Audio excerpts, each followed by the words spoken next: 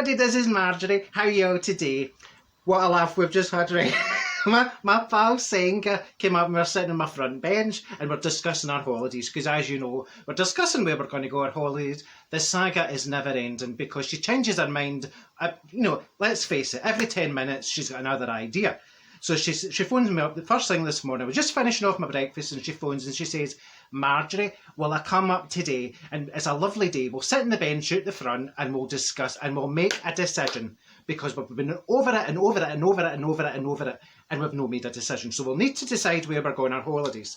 So she comes up, right? So we're sitting discussing where we're going to go and we're having a wee cup of tea and a jammy Dodger. She fancied a crunchy, but I didn't have any crunchies. I only had the jammy Dodger. So I says, eat that, hen, it's all I've got. Be grateful. There's folk in the world no go to jammy Dodger. So she's eating her jammy Dodger. Next thing, fat boy 2 doors down, right? I can hardly tell you. It's the funniest thing I've ever seen. His door opened and he fell out the door, right? He fell out the door and bounced on the front path. Now, the noise, it was like something for Jurassic Park, right? He bounces on the front path. But it was absolutely amazing. He didn't just lie there. He bounced straight back up. I says, I actually stood up and gave him a round of applause. I says, that is absolutely magnificent. Now, because he's that fat, he's just bounced and right back on his feet. And I says, here, that's like watching the gymnastics on the BBC. Maybe you should enter the bow bells. You know the wee bow bells? And you hold on to the wee bells and you swing about. I says, I could see you in that. You'd bend the pole, probably break the pole. You'd probably eat the pole, to be absolutely honest. But anyway, it was the funniest thing. So he goes away in the motor. He'll be away to get a bridie or something for Greg's. So Seng and I we were in hysterics. I think we spent the next hour just laughing, because it was that funny. So we're sitting there talking about holidays and she's saying, where do you think, Marjorie? We'll still stay to Scotland? I says, right, go somewhere nice, Senga. Go somewhere where there's lots of tourists because, as you know, I'm a people person and I like to meet new people and say hello, hello, hello. And they go, hello, what's your name? And I say, it's Marjorie. And then, the foreign folk, they'll go, Marjorie. And, I've been called also, it's Margarine was one of my favourites. The woman that called me Margarine and Luss.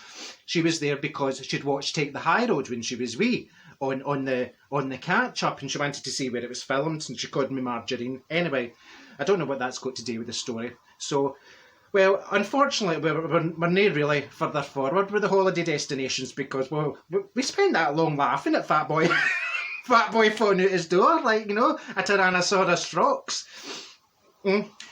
So eventually she says, "What about Port Soy?" It's Marjorie, would you like port? I nearly called her Senga there, I forgot who I was. She says, what about Port Soy? Marjorie, would you like to go there? And I went, oh, Senga, I've never been to Port Soy. Do you not think Thailand's an awful long way to go, though? I thought you said we wanted to stay to Scotland, So she looked at me as if I was an absolute loony. And she says, Marjorie, Port Soy is in Scotland. It's up north somewhere. And I says, I thought that sounded quite oriental, So, no, Port Soy, that's at the top of the list, but we don't know. We've not made a final decision. To be fair, she was a bit down in the dumps, wee Senga. She was a bit down in the dumps because she said, Marjorie, I feel dead sad today. I says, what's wrong, hen? Tell me and I'll cheer you up. She says, well, everybody in my street has won the postcode lottery. And I says, congratulations, Senga. That'll be great. You'll have spending money for your holiday, hen. Congratulations. I'm dead pleased for you. And she says, I'm not getting anything. I'm not getting a share. And I went, what are you talking about, Senga? If everybody in your street has won the postcode lottery, then you will get a share of that. And she says, no, Marjorie. I says, how no, Senga? How will you not get a share? She said, I've moved. Oh, my God. The lassie has no luck, absolutely no luck whatsoever. She can't make her mind up about anything, and see if there's something to go wrong, it will go wrong to Senga. And I was getting all excited for her. Like, who's that knocking at the door? Who's that ringing a bell? Well, nobody because she's moved, so there's no. Oh, my wee camera there. My camera nearly fell on me anyway.